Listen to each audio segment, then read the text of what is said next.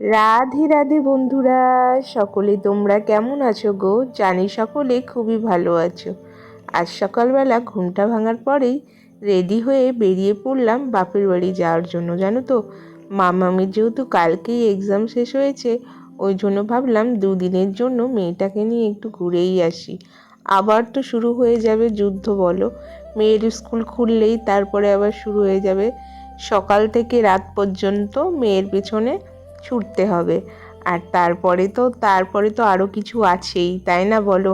আর জানো তো, মাম্মাম অনেক দিন ধরেই বলছে, মা মামা বাড়িতে যাব, আমার কিন্তু এক্সাম শেষ হয়ে গেলে দুদিনের জন্য যাব। আর মাঝখানে হয়তো দুদিনই থাকতে পারবো, জানো তো।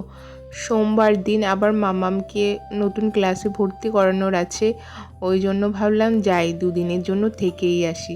আর ট্রেনের মধ্যে বসে বসে মাম্মামের তো কত বায়না, অনেকক্ষণ ট্রেনের মধ্যে বসে না একটু ঝিমিয়েছিল।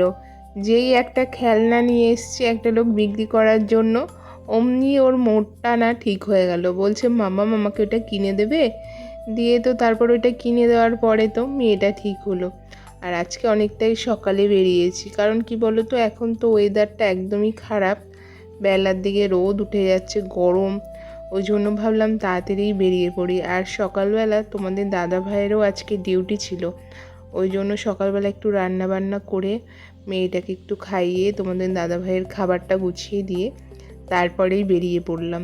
আর জানো তো বন্ধুরা, এই বাপের বাড়িতে আসা না মাম্মামের জন্যই বিশেষ করে আসা, জানো তো। আমার ইচ্ছে থাকুক বা না থাকুক, মাম্মামকে নিয়ে আসতেই হবে, কারণ বাপের বাড়িতে আসলেও তো এখন সেই গুনে গুনে আসা, আর তো আগের মতো এসে সেইভাবে থাকতেই পারি না। আর এসে দেখছি মা, কি বলবো, আর মা জ্যান্ত মাছের ঝোল রান্না করছে, এক কড়াই মাছের ঝোল করছে। দেখো, মেয়ে আসবে আর নাতনি আসবে বলে মায়ের কত রান্না বান্নার চাপ। তারপরে খাওয়া দাওয়ার পর না আমার শরীরটা না একটু খারাপ লাগছিল, খুব টায়ার্ড লাগছিল, তাই একটু এখন যাব ঘুমাতে। টাটা।